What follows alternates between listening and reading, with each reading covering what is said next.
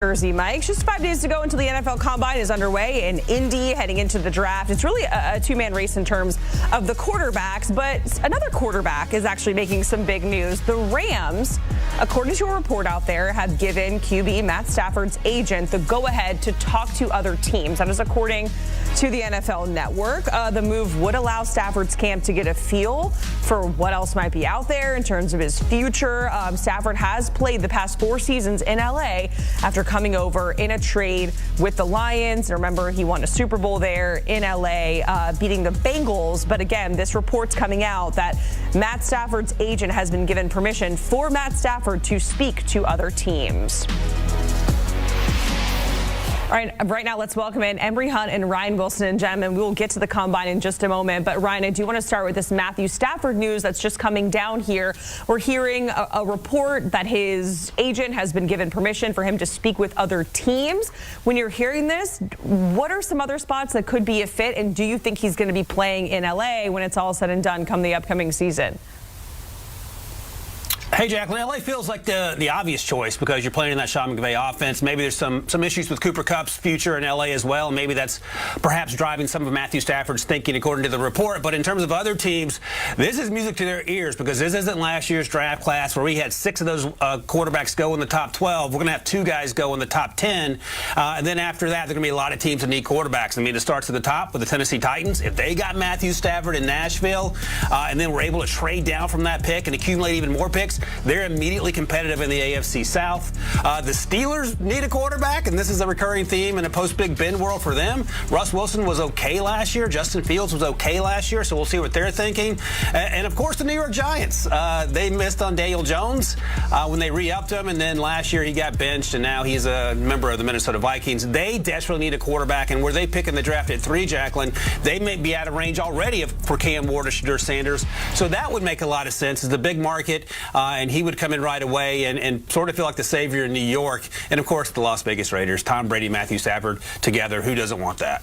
Yeah, and it's interesting, right? Because there's so many teams that are, QB needy, and really there's 2 guys that we're really talking about in terms of draft prospects that are quarterbacks. So let's get back to the Combine and switch it back to that gear. Of course, there's a lot of things that we look forward to, right? Like what names are going to participate or big names, I should say. What kind of stars are going to emerge from this? Emory, you can kick us off. What are you most looking forward to when it comes to the Combine? Which quarterback is going to throw? Well, let's just assume we're not going to see Shedeur Sanders or Cam Ward throw the football around, but that leaves the door wide open for someone that's vying for QB3. Jalen Milroe, the throwing session, I think will be very important for him, mostly due to the underneath passing game. He has been one of the best deep ball throwers in college football, but it's a short to intermediate area where he has to find consistency. So him wowing there just adds to what he can do because we know he's going to test athletically through the roof. Brady Cook is someone I'm a big fan of. How well does he go out there and compete? Kyle McCord, Jackson Dart, Tyler Shuck, those guys have a huge opportunity to go out there and showcase because we're just assuming the top 2 guys won't throw. Why? Because they don't have to.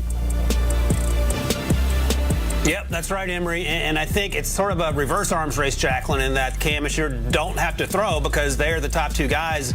And if one isn't doing it, why would the other?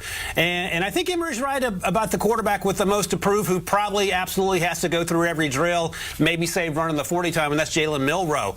He came in at 6'1" and change at the Senior Bowl. He has smallish hands by QB standards than their sub-9-inch hands. And he didn't have a great week. Didn't have a terrible week, but didn't sort of differentiate himself. When you talk to folks after that week, he was a little down on himself about how things went. He has an opportunity to turn this thing around. The draft process obviously isn't over. And the other thing to keep in mind, and we keep talking about this, last year the Senior Bowl, Jacqueline, Michael Penix Jr. and Bo Nix had average weeks. They were off the board by pick 12. So if Jalen Milroe can come in, and like Emory talked about, and it's sort of a weird thing to say, if he can show he can complete the short passes, because we know he can throw the ball 900 miles, but complete the short stuff, play with consistency, and it'll be a true test because he hasn't thrown to a lot of these guys, and then do well in the interviews, he'll be right back in the mix as a day 2 possibility, but he's going to have to do some heavy lifting next week for sure. I don't know if I'm just, always thinking Gators, but I'm getting like flashbacks of Anthony Richardson vibes when we're talking about this, Ryan. Let's go to the wideouts because, of course, there are some big names. I mean, Travis Hunter, yes, he's like the wideout corner combo. That's an absolute unicorn. But like T-Mac, another guy that we really talk about. But Ryan, who is a wide receiver that we need to watch that could potentially boost their draft stock? Somebody you're going to be keeping an eye on.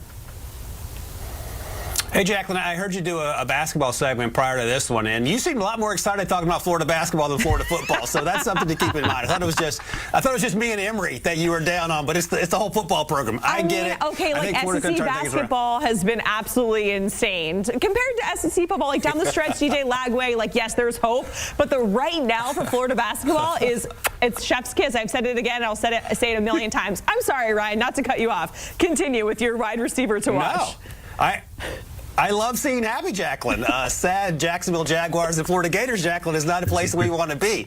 But in terms of the wide receiver that can certainly help themselves this week, and I'm going to do a deep cut. This young man has everything you want when you build a wide receiver, except that he struggles to catch the ball. Arian Smith out of Georgia.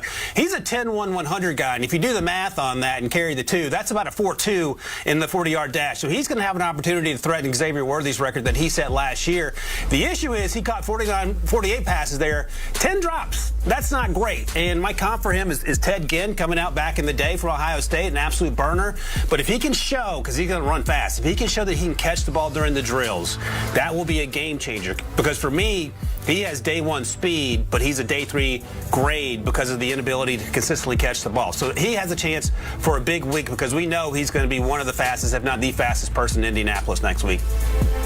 I love that Ted Ginn comp, Ryan, because it depends on which Ted Ginn you're going to get. You're going to get Dolphins Ted Ginn? That's not what you want. Or you're going to get New Orleans Saints Ted Ginn? That's the one you want. So he has to have a good week. I'm with you right there. I like Kobe Hudson out of UCF. He was at the Hula Bowl and down there that week, watching him go through the routes and watching him catch the football with quarterbacks that have consistency.